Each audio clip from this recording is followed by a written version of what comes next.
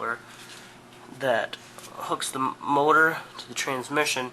So it's basically just made of plastic, and that's usually the first thing that will break, because it's plastic and it's working with metal. So what we do is we pop off the pump just by taking out these brackets like so, and we know that the motor's working because the water drains. So the pump is draining. So you have to have the motor has to work in order for the pump to drain. So so we know that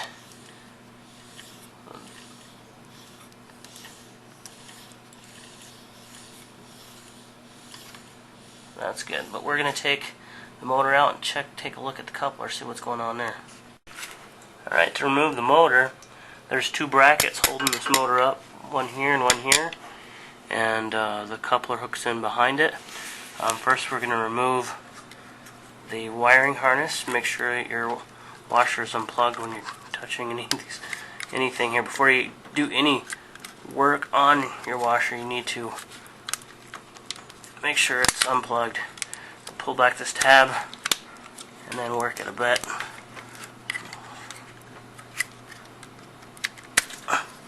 And then we have one wire that's plugged right here. Get that wiring harness out of the way. And then we'll take our 1/4-inch nut driver and start loosening these guys up right here.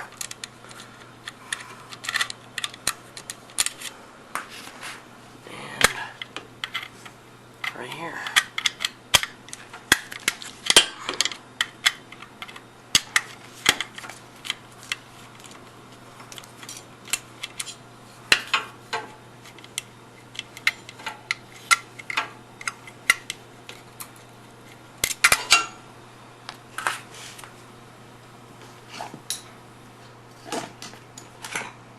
Sometimes this needs a little help. You can pry it down with one hand and hold it up with the other if you like. Right now I'm holding the camera with one, so I can't do that. I'm going to shut this off and hook that bracket right there, and then we'll take a look at the coupler. Okay, so we're troubleshooting this washer. It's making an awful buzzing noise, not agitating, not spinning. We know the motor's working because it's pumping out the water.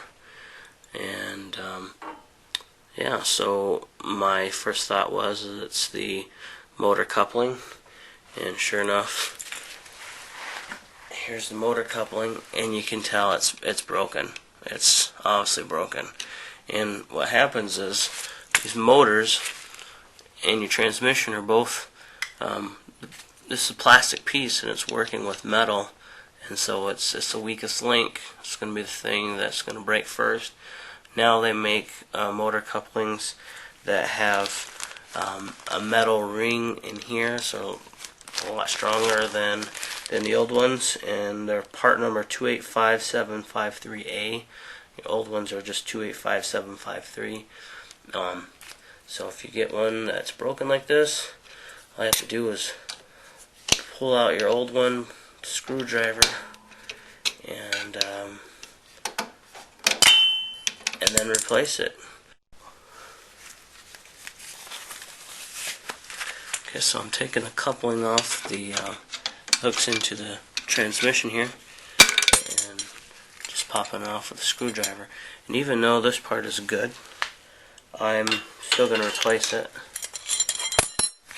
And because it's best just to replace than just keep things that are old and worn out. So there we go. Put the new coupling in, and I'll show you how we put the motor back on. Alright, put the motor back in. What we're going to do is put the lower bracket in first, and make sure that these little rubber mounts are on your motor. You have 4 of them. And that one's right there. We'll just leave it there. It's fine. Or you can take it off, stick it on there. It doesn't matter. We're going to pop the motor right in here. We're going to line up the coupling so that the holes line up to where I have the coupling positioned here. So we'll stick it back on and ready to go.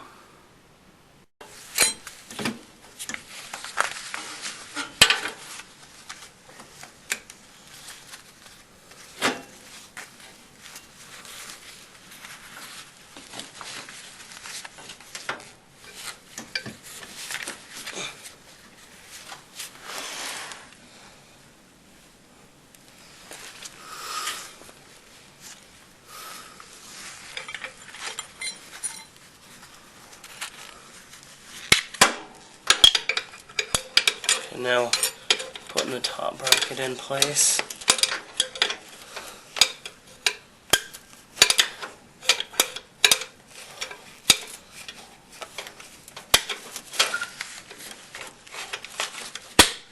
Snaps right in there.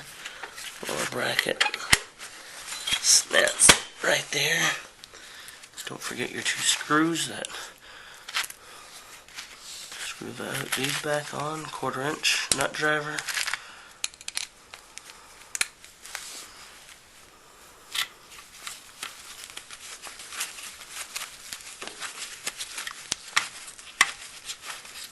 Screw those back in.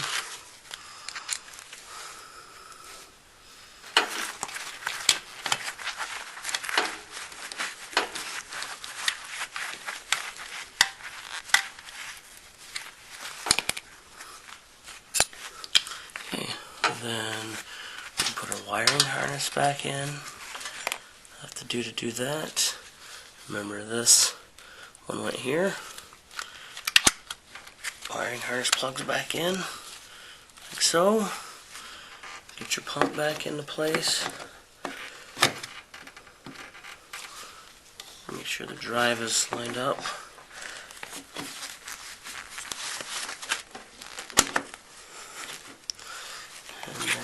Have these little brackets right here.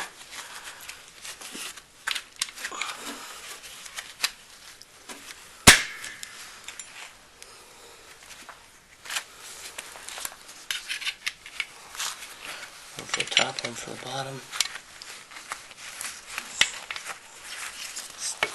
Stick them in, there you go.